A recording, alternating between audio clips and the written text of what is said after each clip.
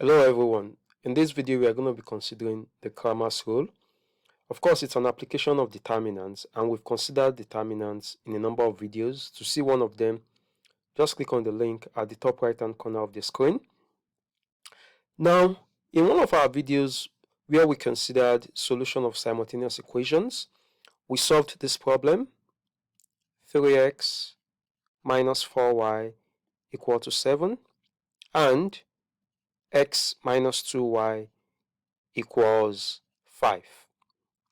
Now we can solve this pair of simultaneous equations using the Cramer's rule. So if this is equation 1 and equation 2, so to use the Cramer's rule we just have to follow a number of steps.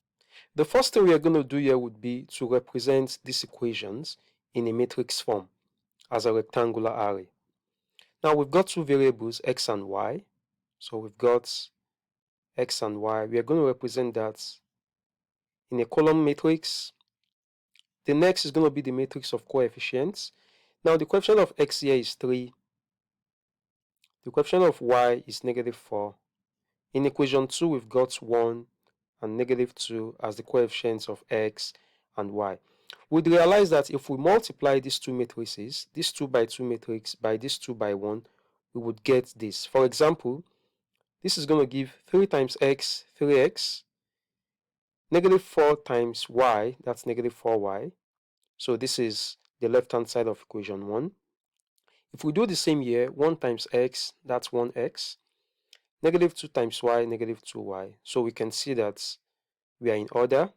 And of course, the constant on the right is just going to be 7 and 5. So we've succeeded in representing these two equations in matrix form. The next step is going to be to obtain delta C. And what's delta C? This C represents the constant. Now we've got the matrix of coefficients of x and y on the left, and we've got this column matrix that includes 7 and 5, and these are the constants.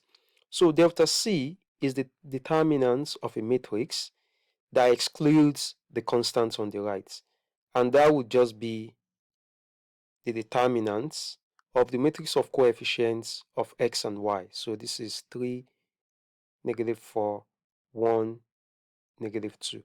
So the determinant is just going to be 3 times -2 minus -4 times 1. This is -6, -4 times 1 is a -4. Negative is positive. So this is, therefore delta C is equal to a -2. The next step is going to be to obtain the value of delta x. So what's delta x? Delta x is just the determinant of a matrix that excludes the coefficient of x.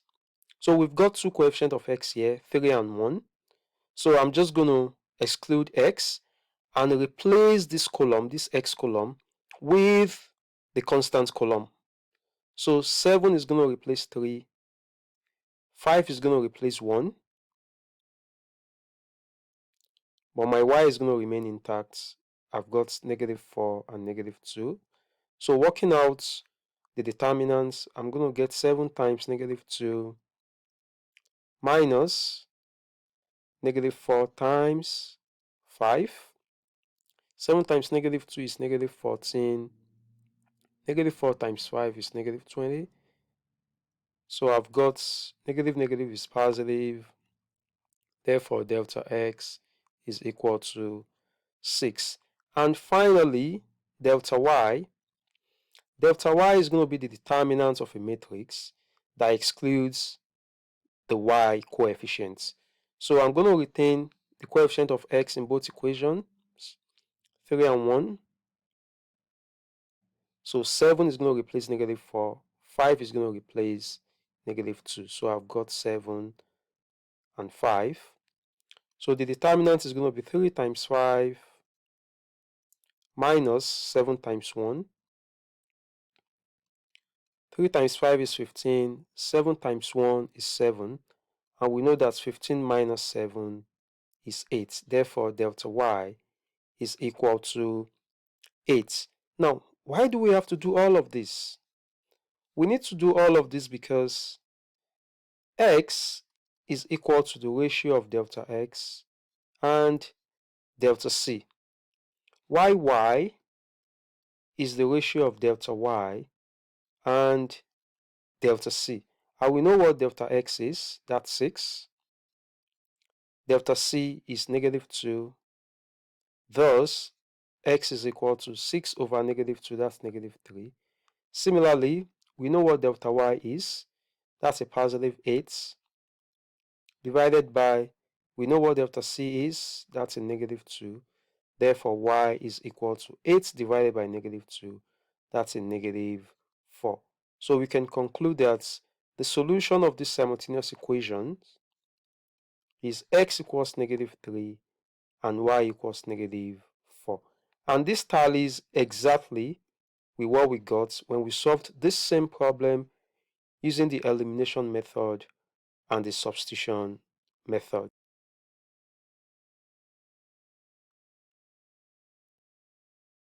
If you find this video useful, kindly like, share, drop a comment, and do not forget to subscribe.